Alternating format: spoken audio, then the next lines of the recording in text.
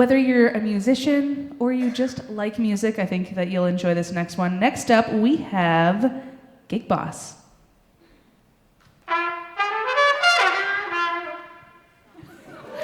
All right.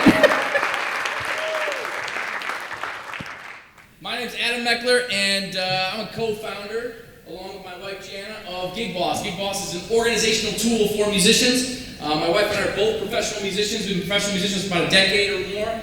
And we were, in the time that we were getting started, we were leading our own bands. We were freelancing with dozens of other bands and touring and selling merch and trying to organize our lives. And it was really difficult to keep everything straight. So what we did, especially when we started a family, and it was like passing my kid off to my wife and running to the car and searching through an email chain, 50 emails long, full of memes, looking for the details of the gig that I'm supposed to be on my way to.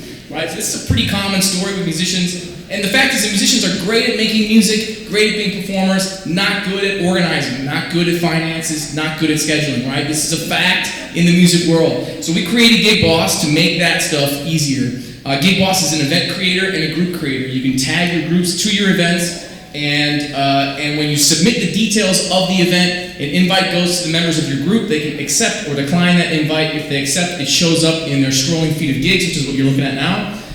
You can see in the upper left-hand corner, I've got a gig coming up at the Dakota on July 15th. I'm playing with the great Steve Cole, who's a smooth jazz saxophone player. But before we get started with that, we're going to jump over to the groups page and we're going to create a group. So I'll just walk you through how this works. All these bands here are bands that I lead and manage. These are all real groups that perform around here in Minneapolis and around the United States. We're going to hit the plus sign and create a group. We're going to do a duo group with my wife here. My wife's name is Jana. We're going to call it Jana's Jump Jive. Because why not? Jove. Typing. And we're going to do manual entry because my contacts are a total mess. Jana Nyberg. She was on American Idol season 10. She has 4 albums out. She's super awesome. Yeah. Placeholder. And then a lot of bands have subs, regular members that work. It's especially common in like jazz and funk and soul and R&B scenes, where you have like a core group of people that play in your band, and then you have a group of people that sub in your band. I could either label Jana a sub or a regular member, of course, as a duo band, so we don't need to do anything there. I'm going to put in that she eats gluten-free, which is true. And then we're going to select an image. Hey, my camera roll, look out everybody. And this is a picture of us after playing in the Twin Cities Jam Session, Twin Cities Jazz Fest Jam Session last weekend. We went and sat in. We'll hit save, and that will create our group in our list of groups. There it is at the bottom, and we'll jump over to the gigs page. Our picture will show up in a second. Yeah! We'll jump over to the gigs page, and we'll create a gig, and we'll tag that gig to this group, all right? So we'll create a gig here. We'll say Jana and Adam duo.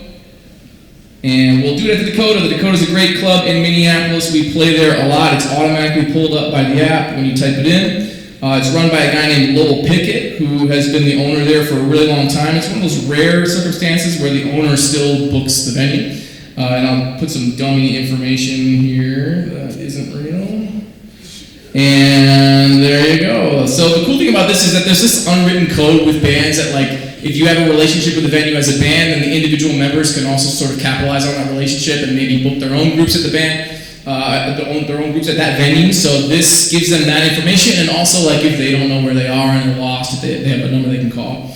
And then we'll set the date here for August 27th. We'll confirm this. I would love to see you August 27th, but this isn't a real gig. It is fake. So we're going to set the call time here. So start time, call time. Call time is like come to sound check. We have to sound check before. Dakota's a place where people eat dinner, so you want to sound check before dinner starts.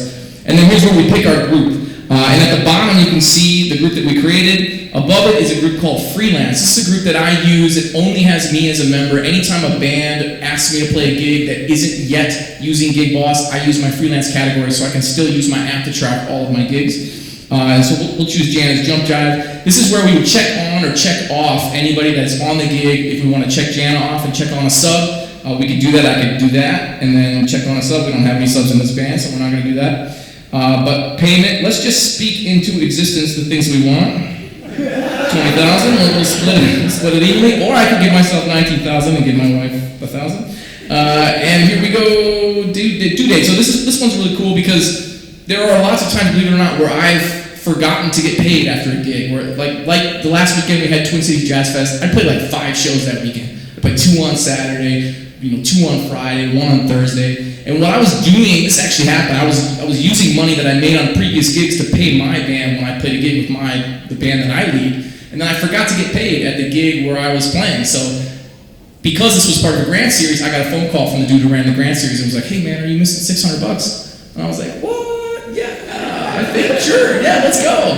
So it turned out that I hadn't gotten paid. And if this is in a grant series, I never see that money and I don't even realize I'm out of it.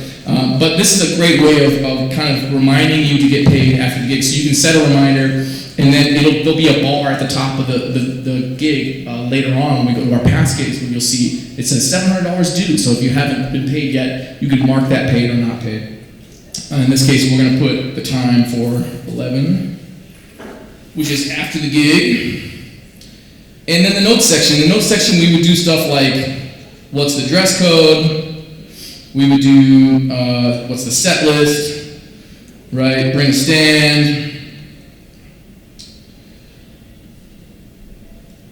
Bring your A game, all that good stuff. All right, carpooling, Wi-Fi passwords. Wi-Fi passwords are like the most annoying. I spend so much time on the road with this band, Youngblood Brass Band. We tour all over Europe. We live on a double-decker tour bus. And the most annoying question that our tour manager gets is, what's the Wi-Fi password, right? And so this is a place you can put that Wi-Fi password. It's a central location. Everybody that's on the app can go and see it. Easy peasy.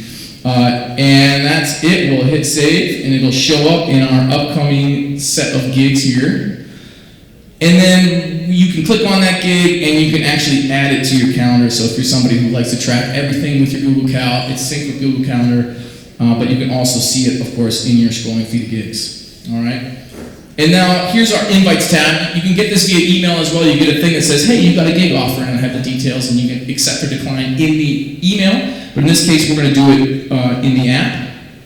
I got a little wedding gig offer. Pay some good bread. Look at that set list. Come on. Just a Celia, twist and shout.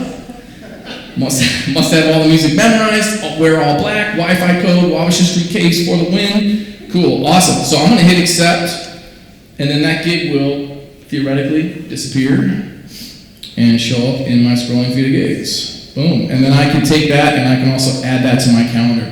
One of the hardest things I mentioned is musicians are really bad at tracking how much they've been paid, whether or not they've been paid, if they've paid someone more than $600 and owe them a $1099, if someone has paid them more than $600 and they're owed a $1099. So one of the great things about this app, and this is something we really want to start to develop in the future, is you can go through all your past gigs, and you can see all your past gigs, and you can look at them and go, oh, I never got paid for that one, I gotta make sure I get paid, right? I got that $700 due, but you can also look through, you can see how much each person made at the bottom if you're the organizer, and so you know how much you paid people. What I used to do is I used to go through my Google Calendar and just guess. I'd be like, Dakota usually pays us $800, I think it was probably that, right? I mean, it was like a lot of guesswork, and it's not surprisingly, that's true of a lot of musicians. A lot of musicians are bad at keeping track of this kind of stuff. This allows you to go back through all your past gigs, know exactly what you made, and then mark it all down for tax time.